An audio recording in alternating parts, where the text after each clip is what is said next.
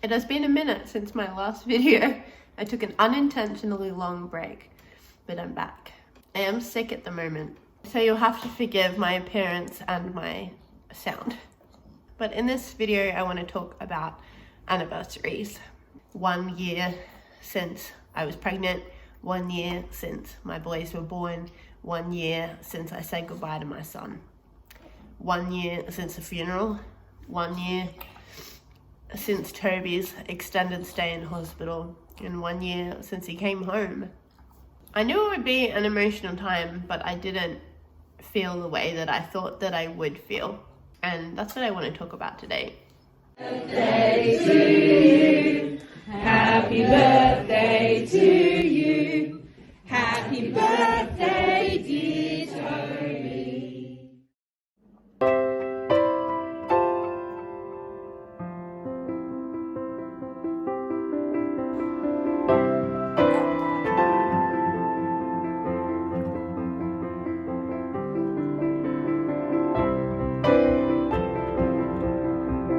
Happy birthday.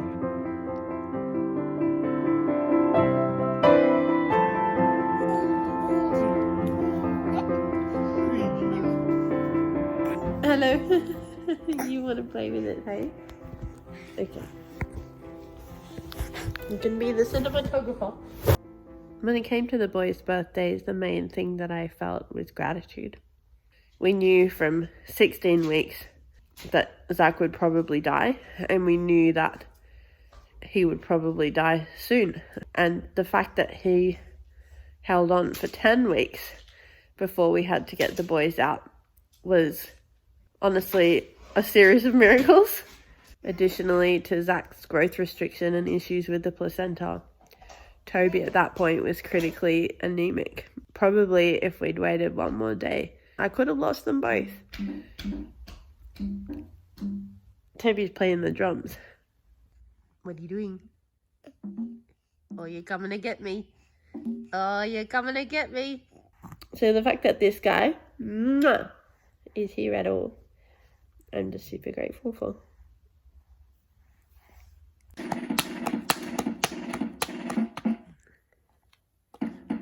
you want to hear something gross?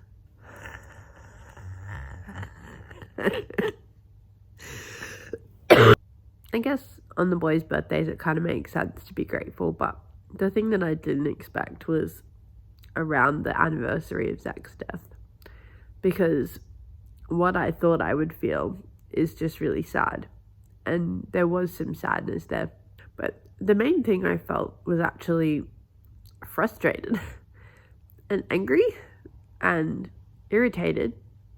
When I woke up on the anniversary just feeling like, are you kidding? Do I still have to deal with this?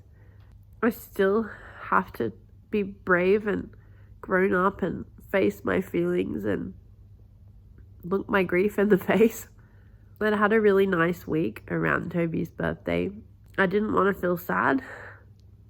We went to the grave, but I think I just felt a bit agitated. I didn't really want to be there. I didn't have kind of a cathartic, graveside experience. We spent a bit of time with family, which was nice. And we spent a bit of time looking through photos of Zach.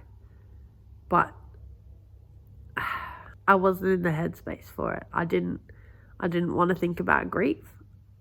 And the day was sort of barely over when regret and guilt set in, because what I imagined that Zach's anniversary would be like is that we'd have these special traditions. It would be this kind of like beautiful but sad part of our family story that we do each year, and I kind of felt like I'd screwed the first one up by not being in the right mood for it. I felt like Zach deserves more than me sort of agitatedly standing by the grave. It took me a little while to realize that the only thing that I think would have felt like enough on that day was to get all our friends and family together and tell the story from start to finish and remember Zach's life and all the ways that I feel like God worked in us through that time. And that, of course, we've already done that when we had Zach's memorial. And I don't think it's very practical for us to do that again every year. I'm part of a group that meets once a month at my church to talk about grief.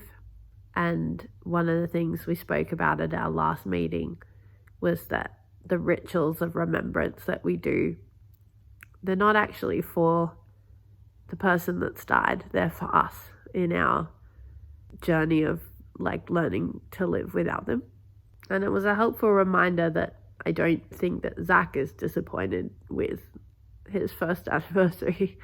I think he probably has a lot more compassion for me than I often do for myself.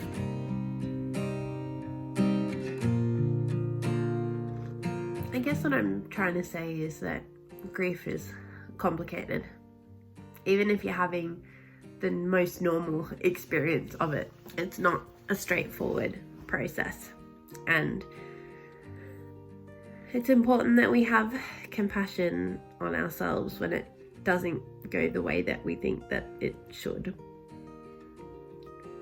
I want to close out this video by sharing something that I believe that God showed me just before the anniversaries all hit. I wasn't sure how I was going to cope with all of these anniversaries. I was worried that I might just snap and not be okay anymore. And I was praying about that. Firstly, I happened to be going through the notes that were written for us at Zach's memorial, and I came across one from my friend Lucy, where as part of a bunch of other lovely things she said, "My prayer for your family is that you do not fear, for the Lord has redeemed you. When you pass through the waters, you remember the Lord will be with you. And when you pass through the rivers, they will not sweep over you. For he is the Lord your God, the Holy One of Israel, your Saviour." Now, that'd be kind of a weird thing for Lucy to just say. It's in the Bible. It comes from the book of Isaiah in chapter 43. It's this lovely metaphor of God saying to his people, when the big things come, I'm not going to let them destroy you. I'm resisting the urge to go down a big theological rabbit hole about that passage now, but for the purpose of this, I will not. But I read that and I thought, that's lovely. I need that. That's a beautiful prayer for my family, and I'm really grateful. And then I just kind of put it aside and didn't think much more about it. But then the next night I was doing the dishes, and this beautiful song came on by the Porter's Gate, and it's called Nothing to Fear. And it uses the same passage. So the first verse, and by the way, this is really funny. I printed out the lyrics for this, and I really like that they've started the song. Their interpretation of the beautiful lyrical beginning of the song is ha ha ha ha ha, and that just makes me laugh, which is not good for my lungs at the moment. But it starts off with, "When you pass through the waters, I will be with you, and the depths of the river shall not overwhelm. When you walk through the fire, you will not be burned. I am the Lord, I am the Lord." And that got my attention because I thought, that's the same thing I read yesterday in Lucy's letter. And then now that I was paying attention, the second verse says, "In the depths of your sorrow, I wept beside you. When you walked through the shadow, I drew you near. And yesterday, today, tomorrow, always the same. I am the Lord, I am the Lord." And the chorus is, "And there is nothing to fear, for I am with you always." And I started just crying while doing the dishes because it felt like such a personal message from God to me. And I don't know, you might think that's silly, and that's okay, but to me that was really meaningful. And then the next morning, when I sat down to do my daily Bible verse of the day, like little reading and meditation thing on an app that I have, the verse of the day, lo and behold, was Isaiah 43, 1-3, that same passage. And in the little prayer and reflection part, they used the verse, "Jesus Christ is the same yesterday, today, and forever." And it just really brought together all of those things for me and reminded me that God, who I believe walked with me through the hardest time of my life, is still here. And it might not feel as drastic and dramatic as it did at that time.